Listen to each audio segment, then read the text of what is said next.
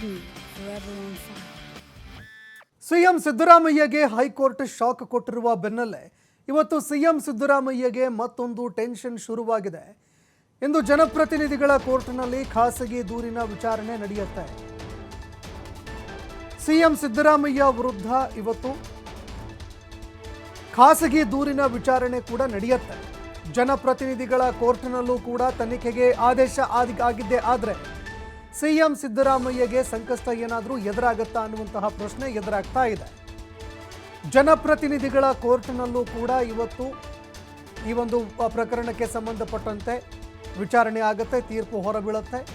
ಆದರೆ ಸಿಎಂ ಸಿದ್ದರಾಮಯ್ಯಗೆ ಇವತ್ತಿನ ತೀರ್ಪು ಸಂಕಷ್ಟ ತರುವಂತಹ ಸಾಧ್ಯತೆ ಇದೆ.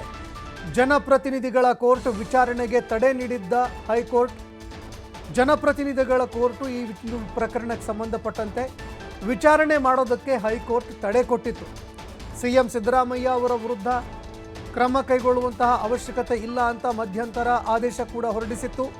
ಆದರೆ ತೀರ್ಪು ಬಂದ ಬಳಿಕ ಸಿಎಂ ಸಿದ್ದರಾಮಯ್ಯ ಅವರ ಸಂಕಷ್ಟ ಹೆಚ್ಚಳ ಆಗ್ತಾ ಇದೆ. ಹೀಗಾಗಿ ಜನಪ್ರತಿನಿಧಿಗಳ ನ್ಯಾಯಾಲಯ ಈ ಒಂದು ವಿಚಾರಕ್ಕೆ ಸಂಬಂಧಪಟ್ಟಂತೆ ಪ್ರಕರಣ ದಾಖಲಿಸೋದಕ್ಕೆ ಅವಕಾಶ ಮಾಡಿಕೊಡಬಹುದು. ಈಗಾಗಲೇ ಸಿಎಂ ಅರ್ಜಿಯನ್ನು ವಜಾಗೊಳಿಸಿ ಹೈಕೋರ್ಟ್ ಆದೇಶ ಕೊಟ್ಟಾಗಿದೆ. ದೂರುದಾರರಾಗಿರುವಂತಹ ಸ್ನೇಹಮಯಿ ಕೃಷ್ಣ, ಟಿಜೆ ಅಬ್ರಹಾಂ ಅರ್ಜಿ ವಿಚಾರಣೆ ಇವತ್ತು ಕೈಗೆತ್ತಿಕೊಳ್ಳುತ್ತೆ. ಇವತ್ತು ಹೈಕೋರ್ಟ್ನ ತೀರ್ಪಿನ ಪ್ರತಿಯನ್ನು ಹಿಡಿದುಕೊಂಡು ವಿಚಾರಣೆಗೆ ಮನವಿ ಮಾಡುವಂತಹ ಸಾಧ್ಯತೆ ಇದೆ. ಈ ಒಂದು ವಿಚಾರಕ್ಕೆ ಸಂಬಂಧಪಟ್ಟಂತೆ, ಪ್ರಕರಣಕ್ಕೆ ಸಂಬಂಧಪಟ್ಟಂತೆ ತನಿಖೆಗೆ ಆದೇಶ ನೀಡುವಂತೆ ಮನವಿ ಮಾಡೋದಕ್ಕೆ ಅಂತ ದೂರುದಾರರು ಸಿದ್ಧತೆ ಕೂಡ ಮಾಡಿಕೊಂಡಿದ್ದಾರೆ. ಎಫ್ಐಆರ್ ದಾಖಲಿಸೋದಕ್ಕೆ ಅಂತ ಅನುಮತಿ ಸಿಕ್ಕಿದ್ದೇ ಆದರೆ ಆಗ ಸಿಎಂ ಸಿದ್ದರಾಮಯ್ಯ ವಿರುದ್ಧ ಎಫ್ಐಆರ್ ಕೂಡ ದಾಖಲಾಗತ್ತೆ. ಎಫ್ಐಆರ್ ದಾಖಲಾಗಿದ್ದೇ ಆದರೆ ಸಿಎಂ ಸಿದ್ದರಾಮಯ್ಯಗೆ ಸಂಕಷ್ಟ ಕೂಡ ಎದುರಾಗತ್ತೆ. ಇನ್ನು ಜನಪ್ರತಿನಿಧಿಗಳ ಕೋರ್ಟ್ ಗ್ರೀನ್ ಸಿಗ್ನಲ್ ಕೊಟ್ಟಿದ್ದೇ ಆದರೆ ಸಿಎಂ ಸಿದ್ದರಾಮಯ್ಯ ಅವರ ವಿರುದ್ಧ ಎಫ್ಐಆರ್ ದಾಖಲಾಗುವಂತಹ ಸಾಧ್ಯತೆ ಇದೆ.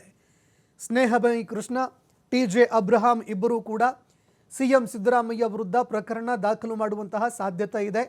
ಆಗ ಸಿಎಂ ಸಿದ್ದರಾಮಯ್ಯ ಅವರ ವಿರುದ್ಧ ತನಿಖೆ ಆಗಲೇಬೇಕಾಗತ್ತೆ. ಹೀಗಾಗಿ ಸಿಎಂ ಸಿದ್ದರಾಮಯ್ಯ ಅವರ ಸಂಕಷ್ಟ ಹೆಚ್ಚಳ ಆಗುವಂತಹ ಸಾಧ್ಯತೆ ಇದೆ.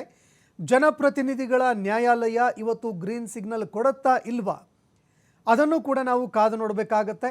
ಆದರೆ ಜನಪ್ರತಿನಿಧಿಗಳ ನ್ಯಾಯಾಲಯ ಇದಕ್ಕೆ ಸಂಬಂಧಪಟ್ಟಂತೆ ಯಾವುದೇ ಕ್ರಮ ಕೈಗೊಳ್ಳಬಾರ್ದು, ವಿಚಾರಣೆ ಕೈಗೆತ್ತಿಕೊಳ್ಬಾರ್ದು ಅಂತ ಹೈಕೋರ್ಟ್ ಇದಕ್ಕೆ ಸಂಬಂಧಪಟ್ಟಂತೆ ಈ ಹಿಂದೆ ಮಧ್ಯಂತರ ಆದೇಶ ಹೊರಡಿಸಿತ್ತು. ಸಿಎಂ ಸಿದ್ದರಾಮಯ್ಯ ಅವರ ವಿರುದ್ಧ ತರಾತುರಿಯಾಗಿ ಕ್ರಮ ಕೈಗೊಳ್ಳುವಂತಹ ಅವಶ್ಯಕತೆ ಇಲ್ಲ ಅಂತ ಮಧ್ಯಂತರ ಒಂದು ಆದೇಶ ಹೊರಡಿಸಿತ್ತು. ಇದೇ ಕಾರಣಕ್ಕಾಗಿ ಸಿಎಂ ಸಿದ್ದರಾಮಯ್ಯ ಅವರ ವಿರುದ್ಧ ಎಫ್ಐಆರ್ ಕೂಡ ದಾಖಲಾಗಿರಲಿಲ್ಲ. ಜನಪ್ರತಿನಿಧಿಗಳ ನ್ಯಾಯಾಲಯ ಅದಕ್ಕೆ ಅವಕಾಶ ಮಾಡಿ ಕೊಟ್ಟಿರಲಿಲ್ಲ. ಆದರೆ ಈಗ ಅಂದರೆ ಇವತ್ತು, ಯಾಕಂದರೆ ನಿನ್ನೆ ಸಿಎಂ ಸಿದ್ದರಾಮಯ್ಯ ಅವರ ಪ್ರಕರಣದ ತೀರ್ಪು ಹೊರಬಿತ್ತು. ಸಿಎಂ ಸಿದ್ದರಾಮಯ್ಯ ಅವರು ಏನೋ ಅರ್ಜಿ ಸಲ್ಲಿಕೆ ಮಾಡಿದ್ರು, ಆ ಅರ್ಜಿ ವಜಾಗೊಳ್ತು. ಹೀಗಾಗಿ ಸಿಎಂ ಸಿದ್ದರಾಮಯ್ಯ ಅವರ ವಿರುದ್ಧ ಇವತ್ತು ಪ್ರಕರಣ ದಾಖಲಾಗುವಂತಹ ಸಾಧ್ಯತೆ ಇದೆ. ಜನಪ್ರತಿನಿಧಿಗಳ ನ್ಯಾಯಾಲಯದ ಒಂದು ಮೊರೆ ಹೋಗುವಂತಹ ಸಾಧ್ಯತೆ ಇದೆ. ಅಂದರೆ ಸ್ನೇಹಮಯಿ ಕೃಷ್ಣ, ಟಿಜೆ ಅಬ್ರಹಾಂ ಇಬ್ಬರೂ ಕೂಡ ಜನಪ್ರತಿನಿಧಿಗಳ ಕೋರ್ಟ್ ಮೊರೆ ಹೋಗುವಂತಹ ಸಾಧ್ಯತೆ ಇದೆ. ಎಫ್ಐಆರ್ ದಾಖಲು ಮಾಡೋದಕ್ಕೆ ಆದೇಶವನ್ನು ನೀಡಿ ಅಂತ ಅವರು ಕೋರ್ಟ್ಗೆ ಅರ್ಜಿ ಸಲ್ಲಿಕೆ ಮಾಡುವಂತಹ ಸಾಧ್ಯತೆ ಇದೆ. ಇನ್ನು ಅದಾದ ಬಳಿಕ ಸಿಎಂ ಸಿದ್ದರಾಮಯ್ಯ ವಿರುದ್ಧ ಎಫ್ಐಆರ್ ದಾಖಲು ಮಾಡೋದಕ್ಕೆ ಅವಕಾಶ ಮಾಡಿಕೊಟ್ಟಿದ್ದೆ ಆದರೆ ಆಗ ಈ ಪ್ರಕರಣಕ್ಕೆ ಸಂಬಂಧಪಟ್ಟಂತೆ ತನಿಖೆ ಕೂಡ ಮಾಡಬೇಕಾಗತ್ತೆ. ಆ ಸಂದರ್ಭದಲ್ಲಿ ಸಿಎಂ ಸಿದ್ದರಾಮಯ್ಯ ಅವರ ಸಂಕಷ್ಟ ಕೂಡ ಹೆಚ್ಚಳ ಆಗಬಹುದು.